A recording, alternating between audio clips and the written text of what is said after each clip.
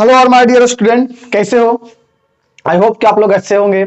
मैं SS physics sir आज की इस वीडियो में एक बहुत ही अच्छे टॉपिक लेकर आया हूं, जो कि है तो ये दो अलग अलग लेकिन बनेगा एक जैसा। जी हाँ, मैं बात कर रहा हूं उस इलेक्ट्रिक फील्ड की और उस मैग्नेटिक फील्ड की जो कि इक्वेटोरियल लाइन पर निकाली जाती है।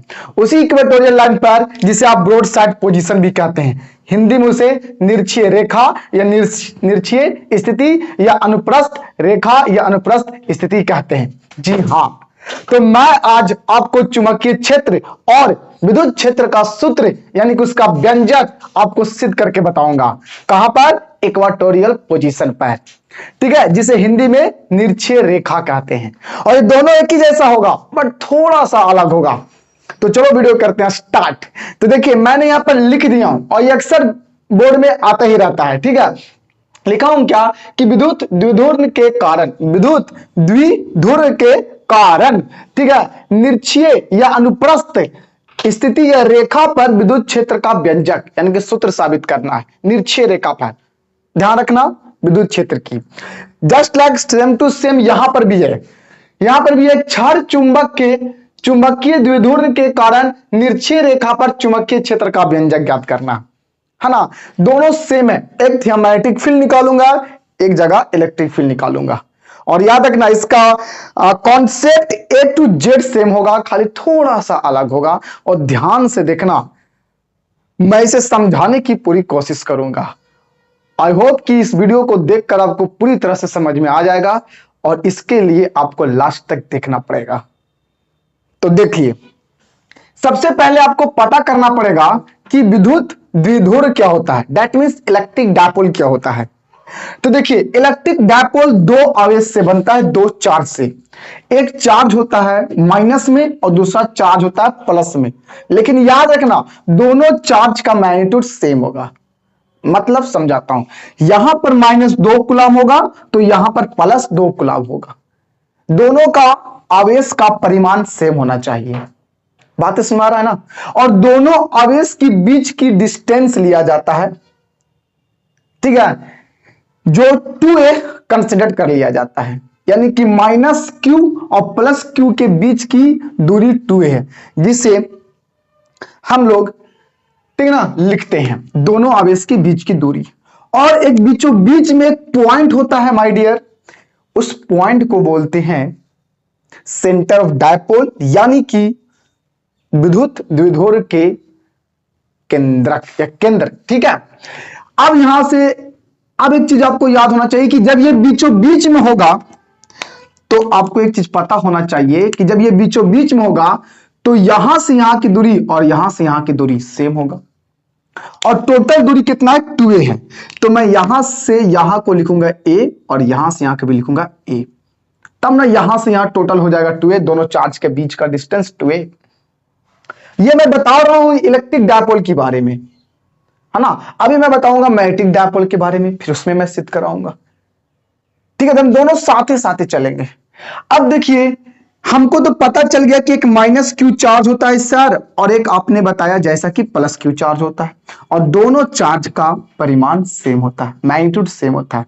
और दोनों चार्ज के बीच का डिस्टेंस को 2a कंसीडर कर लिया जाता है, माना जाता है 2a डिस्टेंस। आप यहां a भी मान सकते हो, बट सरल और सिंपल और अच्छा से सॉल्व होने के लिए 2 ही जरूरी है। और इसके बीचों बीच में एक सेंटर होता है जिसे सेंटर ऑफ डायपोल कहते हैं। और यहां से यहां की दूरी a और यहां से यहां की दूरी a। अब यहां पर आपको एक 3 चीज बताने वाला हूं, उसको ध्यान में रखना। पहली चीज कि दोनों आवेश को मिलाने वाली जो रेखा होगा उसे बोला गया है एक्सिस, और उसे बोलते हैं एक्सियल लाइन। और इसको हिंदी में बोलते हैं डियर अक्षीय रेखा या अक्षीय स्थिति, जो कि एक electric dipole moment, that means विद्युत द्विध्रुव आघूर्ण, जिसे हम लोग P से लिखते हैं और जिसका सूत्र होता है 2a गुने q, यानी कि दोनों आवेश के बीच की दूरी और दोनों आवेश में से किसी एक आवेश का परिमाण यानी q को गुना करेंगे तो हमें विद्युत द्विध्रुव आघूर्ण का सूत्र मिलेगा, जिसकी दिशा हमेशा माइनस चार्ज से प्लस चार्ज की तरफ होता है, यानी नेगेटिव चार्ज से पॉजिटिव चार्ज की डायरेक्शन में होता है, दिशा। तो इस डायरेक्शन में आपका होता है, जिसे हम पी से लिखते हैं, इलेक्ट्रिक डायपोल मोमेंट की negative charge to positive charge. तो अगर आप एक लाइन गुजार रहे हैं, दोनों चार्ज को मिलाते हुए एक एक्सिस खींच रहे हैं, तो वो एक्सिस और ये डायपोल मोमेंट की डायरेक्शन सेम होगा, तो थीटा आपका 0 डिग्री होगा दोनों के बीच में। तो इसलिए आपसे पूछा जाता है कि axial line electric dipole moment से, माने अक्षीय रेखा विद्युत द्विध्रुव आघूर्ण के साथ कितने कोण बनाता है, कितने डिग्री का एंगल बनता है। तो आपका आंसर होगा 0 डिग्री। और यानी कि 0 डिग्री पर आपका एक्सियल लाइन यानी अक्षीय रेखा डिफाइन होता है। एक चीज, अब दूसरा यह कि जो आपको सेंटर ऑफ डायपोल जो दिख रहा है, बीचों बीच वाला पॉइंट, उससे परपेंडिकुलर एक लाइन बनाया जाता है, और उस परपेंडिकुलर लाइन का एक नाम दिया जाता है डियर, जिसे हम लोग इक्वाटोरियल लाइन कहते हैं, निरक्षीय रेखा कहते हैं। इस परपेंडिकुलर लाइन को बोलते हैं निरक्षीय रेखा, जो कि डायपोल मोमेंट से P के साथ 90 डिग्री पर होता है। बातें समझ में आ रहा? निरक्षीय रेखा बोलो, अनुप्रस्थ रेखा बोलो, हाँ, दैट मीन्स इक्वाटोरियल लाइन बोलो, ब्रॉड साइड पोजिशन बोलो, ट्रांसवर्स लाइन बोलो, सब इसी को लाइन को बोला गया, जो कि डायपोल मोमेंट के साथ P के साथ आपका 90 डिग्री बनाता है। और एक जो लास्ट तीसरा आपका, वो आपको ना तो 0 डिग्री पर होगा ना ही 90 डिग्री पर होगा, बल्कि 0-90 के बीच में एक पोजीशन को कंसीडर डेट किया जाता है, और उस पर भी फॉर्मूला बनाया जाता है, जिसे मैं अगले वीडियो में जरूर सिद्ध करूंगा। उसका नाम है आइटेनी पॉइंट, जिसका जो एंगल होगा वो 0 डिग्री और 90 डिग्री के बीच में होगा। यहां पर एक पी पॉइंट कंसीडर किया जाएगा। तो इस 3 पोजीशन है इसका, axial line, equatorial line and आइटेनी पॉइंट। हिंदी में अक्षीय रेखा, निरक्षीय रेखा और किसी भी बिंदु पर, ये 3 हो गया। सेम टू सेम कहानी इसमें है माय डियर, बस इसमें थोड़ा सा चेंज है, वो क्या है आपको पता चलेगा। ठीक है, तो चलो बस स्टार्ट करते। इतना तो आपको बाहरी जानकारी होना चाहिए, और होने के लिए मैंने, अगर ना होगा तो मैंने भी बताया, ताकि आपको ये वीडियो समझ में आए।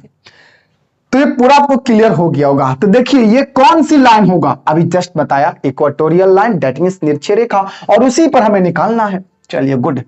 लेकिन ये जो निरक्षीय रेखा है माय डियर, तो एक निरक्षीय रेखा पर कहां पर निकालना है, तो मान लेते हैं कि सेंटर O से निरक्षीय रेखा पर R दूरी पर एक P बिंदु है, जहां पर हमें निकालना है इलेक्ट्रिक फील्ड। क्लियर? बाकी जो कंसीडर डेट की कहानी है, वो मैंने जो इसमें लिखा हूं वही चीज मैंने माना हूं। देखो, माना कि समान परिमाण और विपरीत प्रकृति वाले, माने कि क्यू सेम रहेंगे लेकिन प्रकृतिक अलग होगा। आवेश की विद्युत द्विध्रुव के निरक्षीय रेखा पर O बिंदु से, सेंटर ऑफ डायपोल से R दूरी पर P एक बिंदु है, जैसा कि चित्र में आपको दिखाया गया है, और दोनों आवेश के बीच की दूरी न्यूनतम दूरी 2a है, और वहीं पर हमें क्या निकालना है, फॉर्मूला निकालना है। बातें समझ में आया? अब उसको मैंने इंग्लिश में लिख दिया, जो कि बहुत बिल्कुल आसान है। लिखो, consider that P is a point on the equatorial position of an electric dipole of 2 equal magnitude and opposite nature charges at a distance. समझ में आया? आपको फिगर में भी दिख रहा होगा। तो यहां पर आपको करना क्या है कि एक माइनस क्यू चार्ज और एक प्लस क्यू चार्ज की वजह से P बिंदु पर निकाल दो, और वही टोटल आपका आंसर हो जाएगा। लेकिन आपको पता होना चाहिए कि एक आवेश और एक बिंदु और उसके बीच की दूरी रहता है, तब इलेक्ट्रिक फील्ड का सूत्र क्या होता है। तो इलेक्ट्रिक फील्ड विद्युत क्षेत्र का फॉर्मूला होता है, एक बिंदु आवेश के कारण, आई रिपीट, एक बिंदु आवेश के कारण किसी बिंदु पर विद्युत क्षेत्र का सूत्र होता है E बराबर KQ/R²। के जहां पर कांस्टेंट है, Q आपका जो चार्ज होगा जिसकी वजह से बनना चाहता है, और दोनों पॉइंट और चार्ज के बीच के डिस्टेंस का स्क्वायर करना। तो यहां पर तो पॉइंट P है और यहां पर चार्ज Q यहां पर है, तो दोनों के बीच का डिस्टेंस निकालना पड़ेगा। तो उसके लिए आपको एक डिस्टेंस यहां से आपको मिलाना पड़ेगा। क्लियर? ये मैंने मिला दिया। तो इसके वजह से यहां पर जो आपका माइनस Q है और ये पॉइंट, इसके दोनों के बीच का डिस्टेंस कितना होगा, तो देखो ये एक 90 डिग्री है और ये आपका A हो गया, ये R हो गया, तो ये एक समकोण त्रिभुज हो गया, तो ये कर्ण हो गया ना, हाइपोटेनस। तो हाइपोटेन्यूज कैसे लिख लेगा? लंब आधार का स्क्वायर प्लस लंब का स्क्वायर का अंडर रूट, यानी ए स्क्वायर प्लस आर स्क्वायर का अंडर रूट। ये आपका दूरी निकल गया, माइनस क्यू और पी के बीच की दूरी। लेकिन आपको पता होना चाहिए कि माइनस क्यू की वजह से पी बिंदु पर बनने वाला इलेक्ट्रिक फील्ड की जो डायरेक्शन होगा वो अपनी तरफ होगा, क्योंकि माइनस चार्ज अपनी तरफ बनाता है, तो ये अपनी तरफ होगा ये इलेक्ट्रिक फील्ड, है ना। जो माइनस क्यू बना रहा होगा, मैं यहां पर लिख देता हूं E1। E1 का मतलब यह समझना जो कि आपका बना रहा है माइनस क्यू चार्ज, जो मैंने E1 से लिखा हूं। तो कितना होगा सर? तो मैं आपको बताता हूं कितना होगा। तो यहां पर लिखूंगा, मैं क्या लिखूंगा? विद्युत क्षेत्र किसकी वजह से, ध्यान समझना, लिखूंगा यहां पर विद्युत क्षेत्र किसकी वजह से?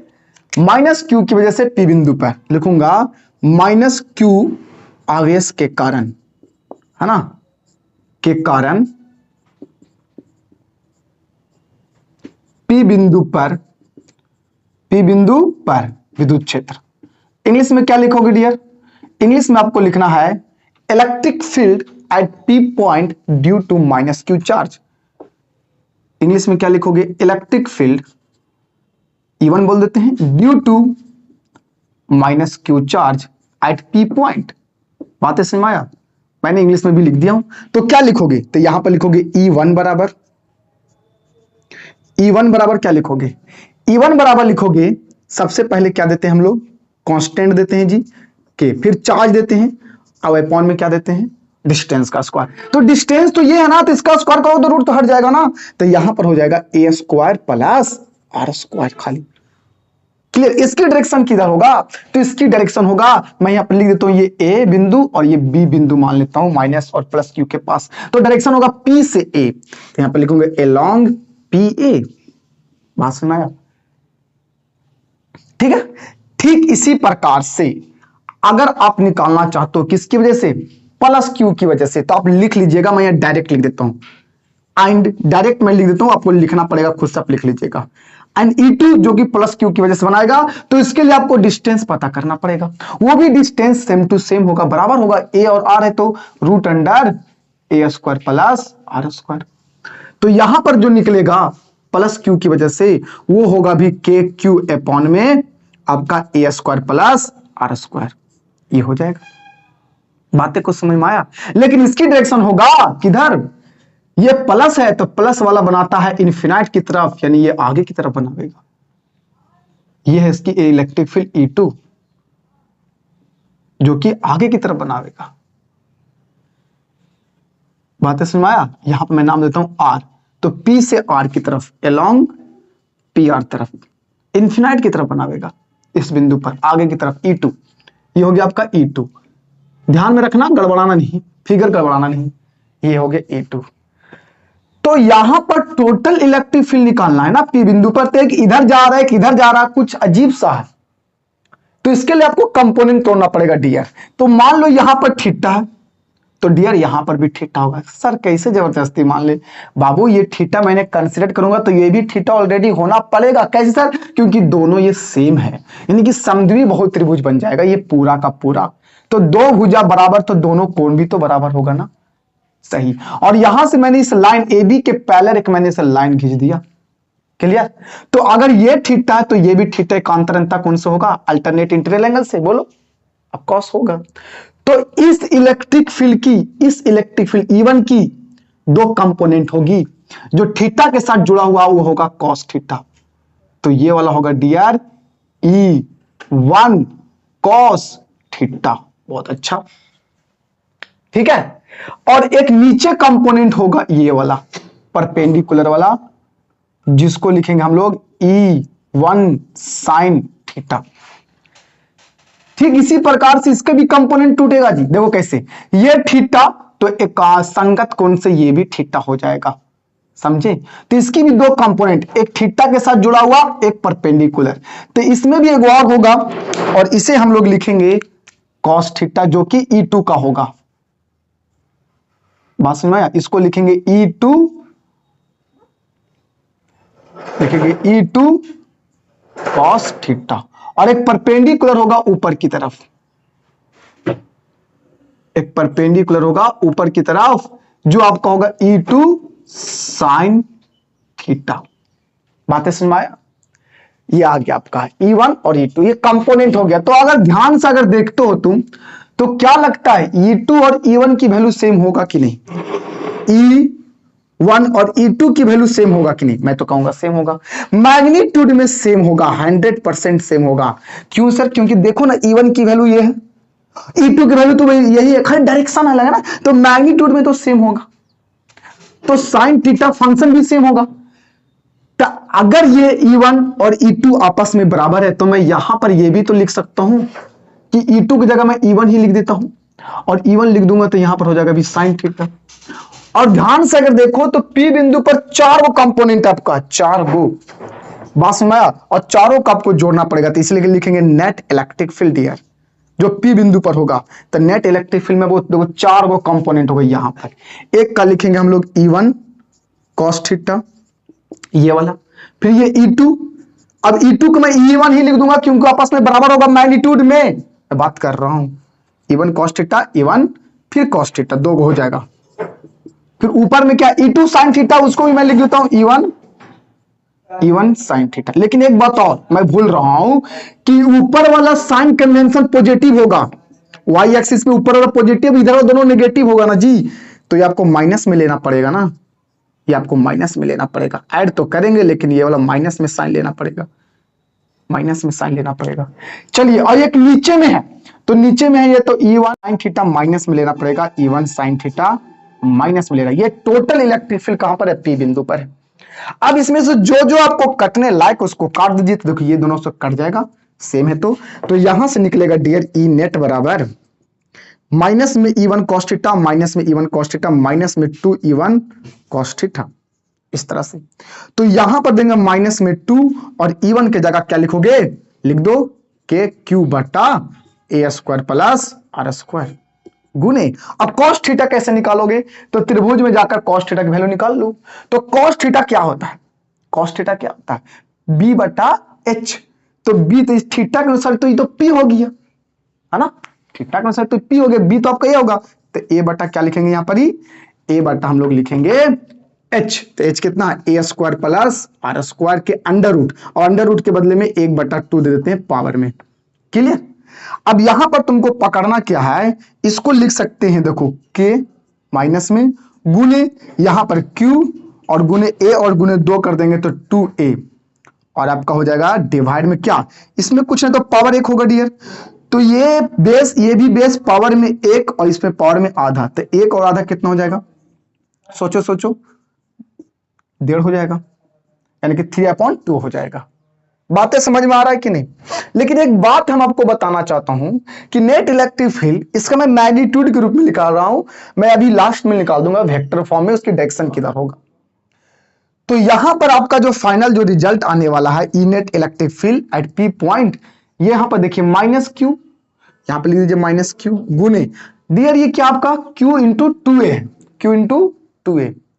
तो क्यू इंटू जो 2a है उसकी जगह आप तो लिख सकते हैं ना इलेक्ट्रिक डायपोल मोमेंट, द्विध्रुव आघूर्ण, तो क्यू इंटू 2a करके लिखेंगे p डायरेक्ट।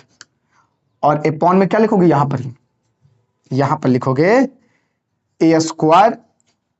एक काम करते हैं, आपको पता है कि a जो है बहुत छोटा होगा आर स्क्वायर से, तो यहां पर कर देते हैं a बहुत बड़ा, नहीं सॉरी, यहां पर लिखना पड़ेगा, थोड़ा इसको हटाना पड़ेगा। क्यों सर? ऐसे कैसे हटा देंगे? क्योंकि a ना बहुत छोटा है, और a बहुत छोटा और बहुत बड़ा है, तो अगर बहुत बड़ा में छोटा से थोड़ा सा जोड़ेंगे तो लगभग वही लिख सकते हो। तो यहां पर थोड़ा सा एक बात बताने वाला हूं कि जो r जो बहुत बड़ा है a से, इसीलिए ए स्क्वायर प्लस आर स्क्वायर को लगभग हम लोग आर स्क्वायर को बात करेंगे। तो यहां सिर्फ आर स्क्वायर की बात करेंगे, तो यहां पर हो जाएगा डियर आर स्क्वायर और पावर में 3/2। तो इस हिसाब से आपका ई नेट जो आ गया डियर, वो आपका आ गया माइनस में केपी, ठीक है ना? वेक्टर फॉर्म की बात नहीं करेंगे अभी। केपी अपॉन क्या, इसको अंदर से गुना करोगे तो 2 से 2 कट जाएगा, तो कितना आ जाएगा? R Q. ये आपका नेट आंसर आ गया इक्वाटोरियल लाइन पर, माइनस में केपी अपॉन आर क्यू, माइनस में केपी अपॉन आर क्यू। इसे मैग्नीट्यूड के फॉर्म में, वेक्टर के फॉर्म में नहीं, अभी मैं वेक्टर के फॉर्म में लिख के बताता हूं। तो इसका वेक्टर फॉर्म में अगर देखना चाहते हो, इन वेक्टर फॉर्म, तो अगर वेक्टर फॉर्म में देखना चाहते हो डियर, तो यहां पर लिखना पड़ेगा ई नेट इक्वेटोरियल लाइन पर बराबर, ठीक है ना, K vector P upon R Q R cap, ये आपको लिखना पड़ेगा। और इसकी जो डायरेक्शन होगा वो किधर होगा, देखो नेट इलेक्ट्रिक फील्ड किधर मिल रहा, ऊपर और निचला तो कट गया था, इधर मिल रहा है ना, तो इधर मिलने की वजह से हम बोल सकते हैं इसकी जो डायरेक्शन होगा वो, देखो इलेक्ट्रिक डायपोल में नेगेटिव से पॉजिटिव है, लेकिन आपका इलेक्ट्रिक फील्ड जो बन रहा है ना पी बिंदु पर, वो इस डायरेक्शन में जा, उल्टा इलेक्ट्रिक डायपोल मोमेंट इधर तो इलेक्ट्रिक फील्ड इधर अपोजिट में, इसकी वजह से ही यहां पर माइनस आया। मैं आपको बता दे रहा हूं, कोई नहीं बता देगा ये माइनस क्यों आया, सिद्ध करना इंपॉर्टेंट नहीं होता है, कैसे आया ये इंपॉर्टेंट होता है। माइनस कैसे आया, माइनस ये शो कर रहा है, यहां पर अगर कोई पूछ दे कि इक्वेटोरियल लाइन पर के फार्मूला में इलेक्ट्रिक फील्ड में माइनस आता क्यों, और वो क्या शो करता है, तो माइनस ये शो करता है कि इलेक्ट्रिक फील्ड की जो डायरेक्शन होगा पी बिंदु पर वो इलेक्ट्रिक डायपोल मोमेंट के अपोजिट डायरेक्शन में होगा, यानी कि ये आपको दिखाना पड़ेगा। ठीक है, ये किस डायरेक्शन में होगा, along opposite direction of मैंने इलेक्ट्रिक डायपोल मोमेंट, ये आपका हो गया वेक्टर फॉर्म में, ये आपका प्रूफ हो गया। और जो इधर कहानी मैं लिखा हूं मैग्नेटिक फील्ड निकालने के लिए वो भी सेम है, इसमें कुछ खास नहीं है। देखो यहां पर भी मैंने बनाया, लेकिन हां यहां ये बात है कि वहां पर होता है तो माइनस क्यू चार्ज, तो बस यहां पर आ जाएगा साउथ पोल, एक बार मैग्नेट एक क्षण चुंबक का, और यहां पर होता है प्लस क्यू चार्ज, तो यहां पर उसके जैसा हो जाएगा नॉर्थ पोल। यहां पर हमने नेगेटिव चार्ज की मैग्नीट्यूड को मैंने क्या कहा, क्यों कहा हूं ना, तो यहां पर साउथ पोल के पास अपना खुद की एक मैग्नीट्यूड होता है जिसे पोल स्ट्रेंथ कहते हैं, और पोल स्ट्रेंथ का मतलब होता है ध्रुवीय शक्ति, जिसे हम लोग एम से लिखते हैं। लेकिन माइनस क्यों लिए सर, माइनस इसलिए दिए क्योंकि ये शॉर्ट है, और शॉर्ट एक नेगेटिव चार्ज जैसा बिहेव करता हूं। आपको पता है मैंने शॉर्ट वीडियो में बनाया था कि चार्ज दो तरह का होता है, एक चार्ज का नाम है बाबूरे इलेक्ट्रिक चार्ज, और दूसरा का नाम है मैग्नेटिक चार्ज। नाम नहीं सुनोगे, लोग बता दिए होंगे पॉजिटिव और नेगेटिव। वो इलेक्ट्रिक चार्ज दो तरह का होता है, एक नेगेटिव एक पॉजिटिव डियर, जिसे लिखते हैं माइनस क्यू एक प्लस क्यू, और मैग्नेटिक चार्ज भी दो होता है, जिसे लिखते हैं पॉजिटिव पोल स्ट्रेंथ और नेगेटिव पोल स्ट्रेंथ, जिसे हम लोग लिखते हैं माइनस में एम और एगो लिखते हैं प्लस में एम, इसे ध्रुवीय शक्ति बोलो। और ये जो माइनस में एम होता है वो साउथ के पास होता है, प्लस में जो एम होता है वो नॉर्थ के पास होता है। पास में आ रहा, तो यहां पर आपको साउथ एक नेगेटिव चार्ज जैसा बिहेव करेगा, जिसकी मैग्नीट्यूड एम लिखेंगे, दैट मींस ध्रुवीय शक्ति, और वहां पर आपका होगा नॉर्थ पोल जो प्लस चार्ज जैसा बिहेव करेगा, जिसे लिखेंगे प्लस एम, ध्रुवीय शक्ति पोल स्ट्रेंथ। और दोनों के बीच का डिस्टेंस 2l लेंगे, वहां पर 2a लिए थे, यहाँ पर 2l बस है, बस और कुछ नहीं। और उसके बीच की सेंटर है O, और ये 90 डिग्री पर खींचा गया लाइन को इक्वेटोरियल लाइन कहते हैं, निर्देशीय रेखा कहते हैं, और उसी बिंदु पर निकालना है, जैसा कि कंसीडर सब आपको समझ में आ गया होगा। फटाफट बनाते हैं, चलिए देखते हैं। देखो यहां पर यह है कि यहां से हम लोग एक दूरी लिखेंगे, लिख दिया, और फिर यहां से भी दूरी निकालेंगे, दम सेम टू सेम फिगर बनेगा डियर, कुछ ज्यादा खास है नहीं।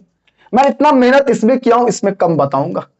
चलिए तो बताइए दूरी कितना होगा, अगर ये पी बिंदु दूरी इससे आर दूरी पर है तो ये कितना होगा, तो यहां से यहां कितना हो जाएगा बताओ, बीचों बीच में तो एल, और ये भी क्या हो जाएगा एल, तो ये हो जाएगा R square plus L square के अंडर रूट। समझ में आया, ये भी हो जाएगा R square plus L square के अंडर रूट। सिंपल, एकदम सेम टू सेम है जी। तो अगर आपसे कोई पूछेगा कि sir south pole magnetic field किधर बनाता है, तो अपनी तरफ, यहां पर मैग्नेटिक फील्ड इधर बनावेगा, इसको लिखेंगे B1 जो कि बना रहा है साउथ पोल, यहां पर BS भी लिख सकते हो। चलिए, और ये नॉर्थ पोल बनावेगा मैग्नेटिक फील्ड पी बिंदु पर इन्फिनाइट की तरफ उधर, जिसे हम लोग लिखेंगे B2। बातें समझाया, ऊपर की तरफ होगा डायरेक्शन इसका, याद रखिएगा, ठीक है ना, ऊपर की तरफ होगा। बातें कुछ समझ में आ रहा है नहीं, तो इसकी भी कंपोनेंट बनेगा।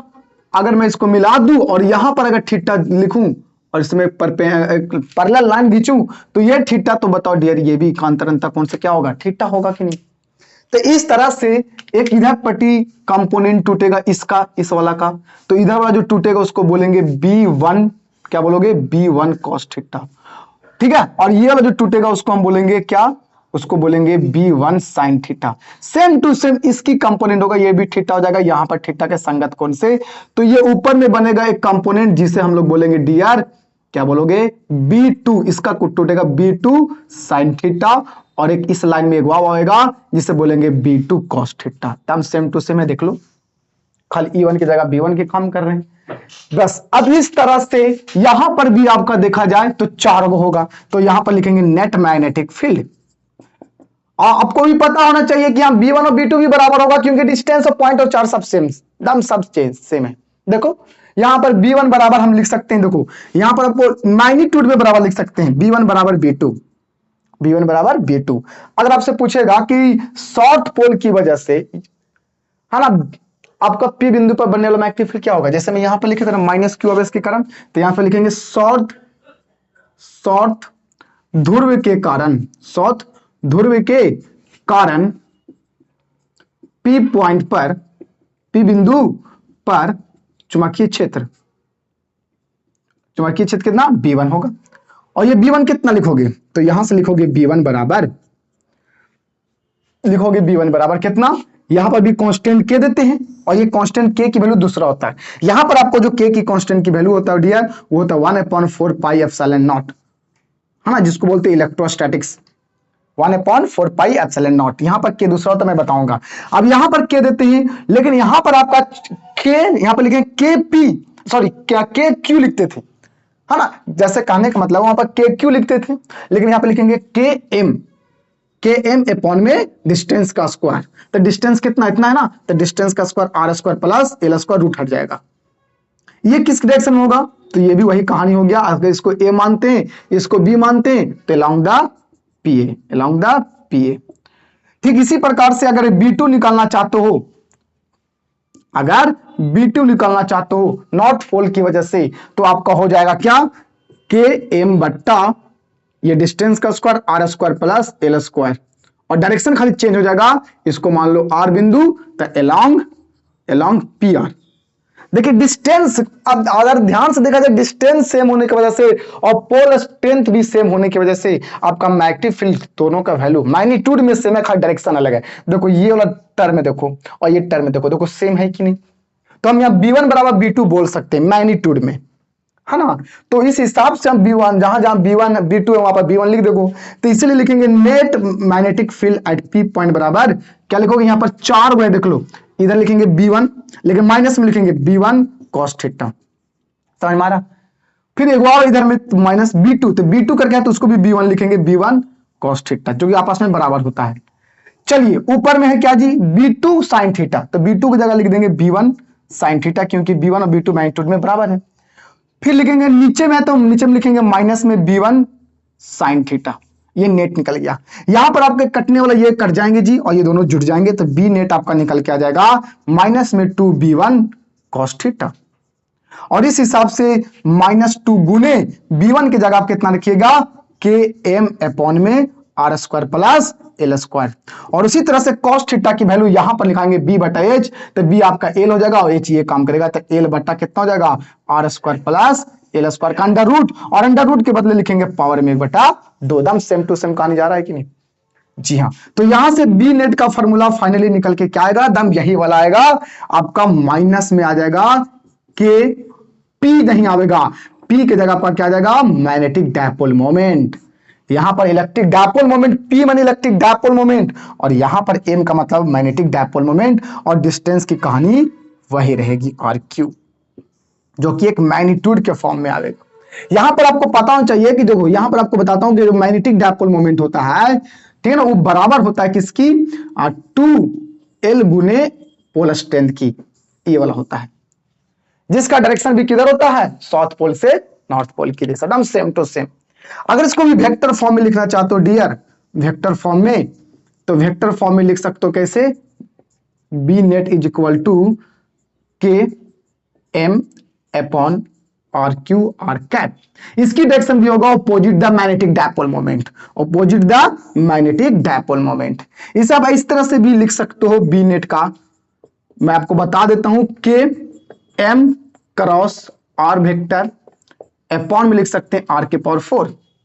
कैसे सर, क्योंकि आर कैप बराबर होता है माय डियर वेक्टर अपॉन उसकी मैग्नीट्यूड, ये एक फॉर्मूला होता है। तो यहां पर रख दूंगा तो आर क्यू और आर मिलके आर के पावर 4 हो जाएगा। यहां पर भी वही काम हो सकता है, यहां पर भी अगर ये वाला तो कैप की जगह आप वेक्टर का साइन दे दोगे तो यहां पर आर के पावर 4 हो जाएगा। समझ में आया? तो ये इंपॉर्टेंट है, इसको आपको पकड़ना चाहिए, इसको आपको समझना चाहिए। बातें को समझ में आ रहा है ना? ये है आपका मैग्नेटिक फील्ड और ये है इलेक्ट्रिक फील्ड, जो कि मैंने आपको करके बताया। और यहां पर जो आपका जो के की वैल्यू है डियर, यहां पर के अलग चीज है, यहां पर के की जगह क्या लिख सकते हो, यहां पर जो आपका के आया है उसके जगह आप लिख सकते हो के बराबर लिख सकते हो म्यू नॉट अपॉन 4 पाई, म्यू नॉट अपॉन 4 पाई लिख सकते हो। क्या आई होप कि आपको ये वीडियो समझ में आया होगा। मैंने समझाने की बहुत कोशिश भी किया अच्छे तरह से। अगर आप इस वीडियो को लास्ट तक देखे होंगे तो अच्छा लगा होगा और कमेंट करके बताना कि कैसा लगा है। तो मिलेंगे अगले वीडियो में, तब तक के लिए ओके, गुड बाय।